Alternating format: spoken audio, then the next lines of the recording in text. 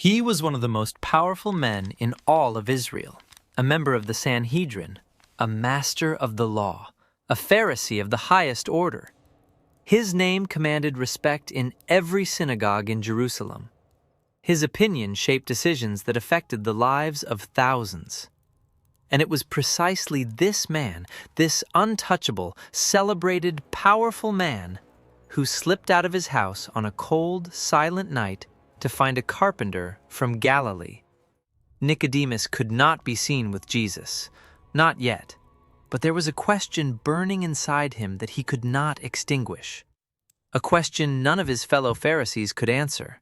A question that, he sensed, could cost him everything he had ever built. That night would be the beginning of a transformation he never saw coming, and by the time it was finished, it would cost him everything. Jerusalem, approximately 30 A.D. The city never fully slept. Even at midnight, guards patrolled the walls, merchants arranged inventory for the morning rush, and priests fulfilled overnight rotations at the temple. The narrow streets of the noble quarter smelled of cedar and incense. Torches at every corner cast long shadows over ancient stone. Nicodemus moved through those streets unrecognized. A dark cloak covered his face. His steps were quick, deliberate. He knew exactly what he was risking. If anyone from the Sanhedrin saw him, his reputation was finished. If his fellow Pharisees found out, he would be expelled. If the people found out, it would be scandal. But there was something about that Galilean rabbi that Nicodemus simply could not explain away. Something that defied the logic and systems he had studied for decades. In just a few months of ministry, Jesus had swept through Jerusalem like a storm. He had driven merchants from the temple courts. He had healed the sick. He had spoken with an authority that no scribe or Pharisee had ever carried. And Nicodemus, for all his learning, he could not dismiss him. There was something different about this man, something true. The conversation that followed would become one of the most famous exchanges in all of human history. Nicodemus came to Jesus and said, "Rabbi, we know that you are a teacher come from God, for no one can do these signs that you do unless God is with him." Notice the word he chose. We know, not I know. He was speaking for a group, a quiet faction inside the Sanhedrin that had been watching Jesus and had privately reached the same conclusion. Men of power who felt what Nicodemus felt but did not dare speak it openly.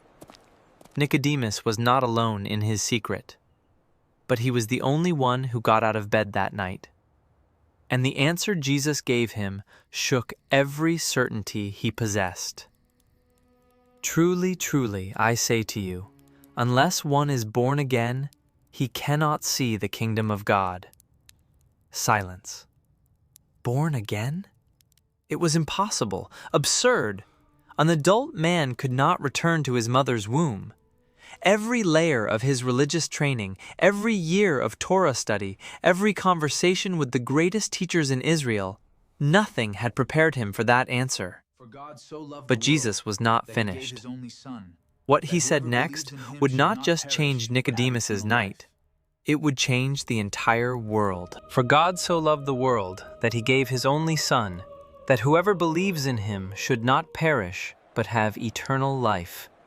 John 3:16. You've seen it on signs in NFL stadiums. You've seen it on bumper stickers, on eye black worn by athletes, painted on walls in small towns across America. It is the single most recognized verse in the entire Bible. But here is what most people never stop to consider. Someone heard those words for the first time. It wasn't a crowd. It wasn't a stadium full of people. It wasn't a congregation in a Sunday service. It was one man, sitting in the dark, alone with Jesus, trying to understand what this carpenter from Nazareth was trying to tell him. Nicodemus walked home that night in silence. We don't know exactly what he thought. We don't know what he felt in those first hours, but we know what he did over the months and years that followed. And what he did reveals that the conversation planted something inside him that no external pressure could ever uproot. Before that seed bloomed, however, Nicodemus would be tested in a way he never expected. Time passed. Jesus continued his ministry through Galilee and Judea. Reports reached Jerusalem in waves. Healings in Capernaum, the feeding of 5,000 people, the raising of Lazarus from the dead.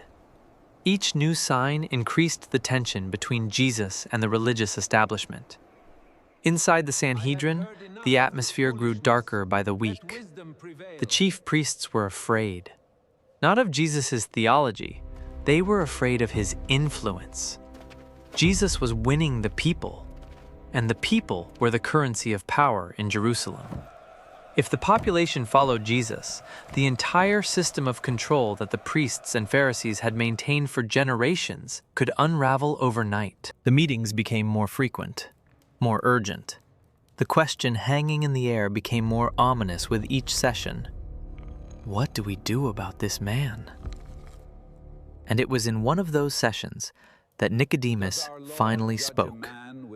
Not to declare faith, not to defend Jesus openly, just to ask one question, a single legal question.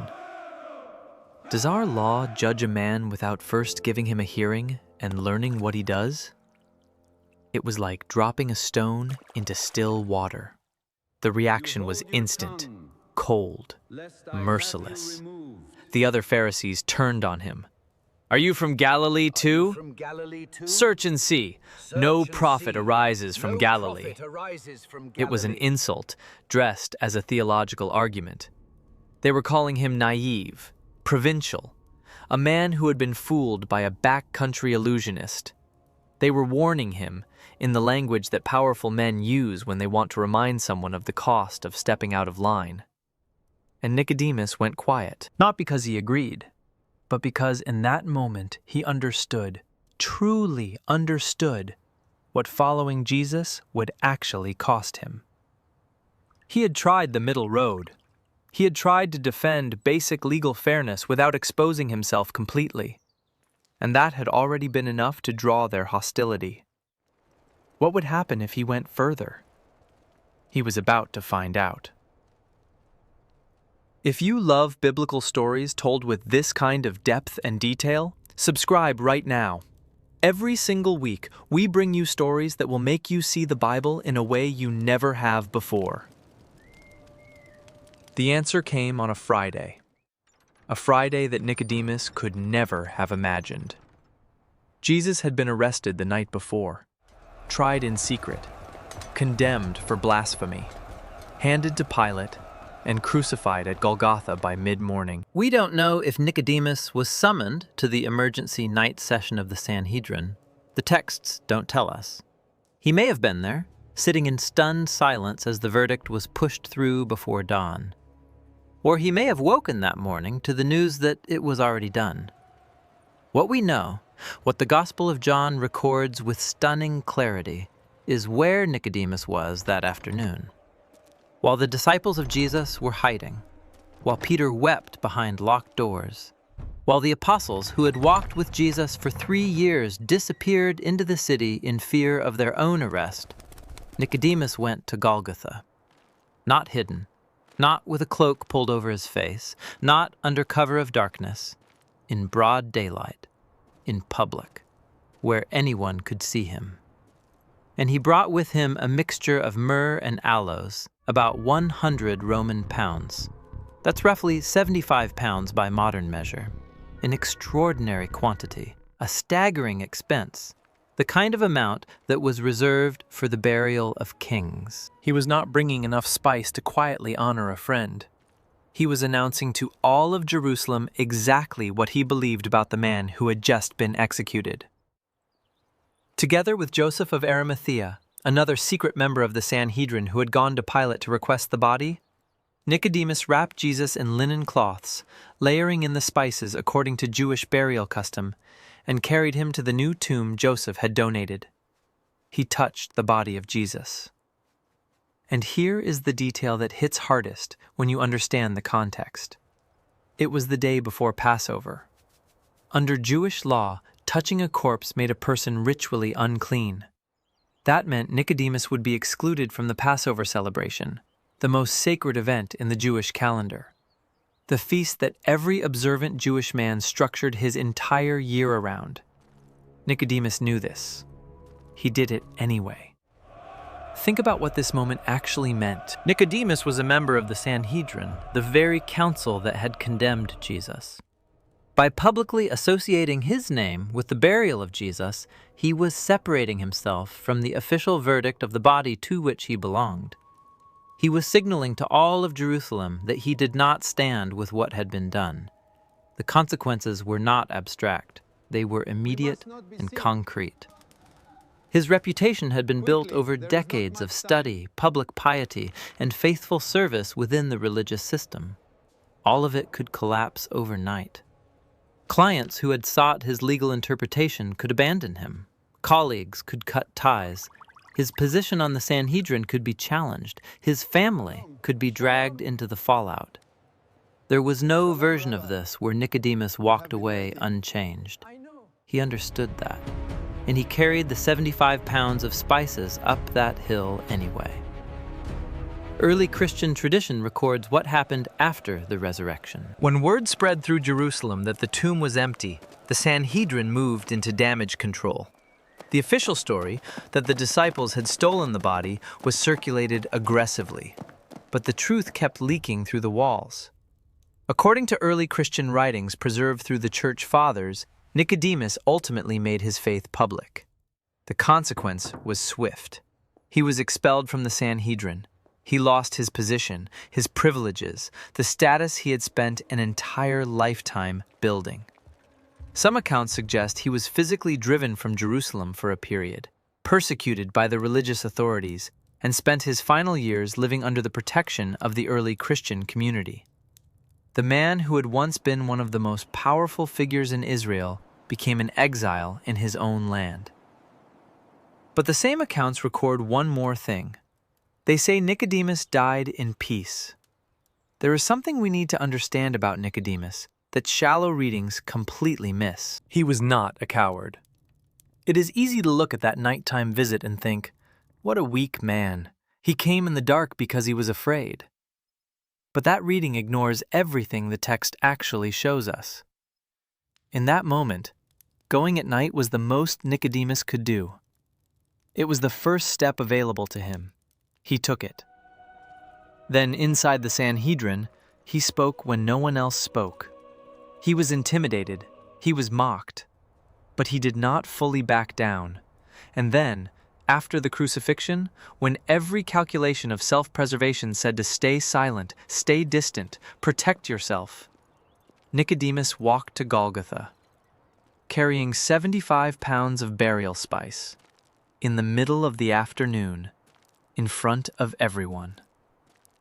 The journey of Nicodemus is the journey of a man who started with questions and ended with conviction, who started with curiosity and ended with courage, who started in secret and ended in the full light of day. He was not transformed instantly in John 3. He was transformed over time through successive choices, each one a little more costly than the last, each one a small death of the life he had built. And in the end, when the price was higher than it had ever been, he paid it. There is a question this story leaves hanging in the air. What is it that finally makes someone like Nicodemus, someone with everything to lose, cross the line? It wasn't a miracle he witnessed that day. It wasn't a vision or a voice from heaven. It was a nighttime conversation about being born again. It was a death on a cross and a decision to show up with burial spice. It was the quiet, irreversible conclusion that some things are worth more than position, worth more than prestige, worth more than safety. Nicodemus understood something that many religious people never do, that truth, when genuinely encountered, demands something of you. Not a private faith, comfortable and hidden beneath a cloak in the dark, not a quiet agreement that Jesus was probably right. It demands that you show up, even on a Friday, even when everyone has already fled, even when it costs everything. That is why, 2,000 years later, the name Nicodemus is still remembered, not for the position he held, but for the position he gave up.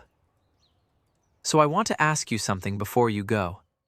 If you had been Nicodemus, if you had his reputation, his career, his family name, everything he stood to lose, would you have carried those 75 pounds up that hill? Or would you have stayed home and watched from a distance? Write your answer in the comments. I read every single one of them, and the responses you leave on these videos never stop surprising me. There is no wrong answer. This is a question worth sitting with.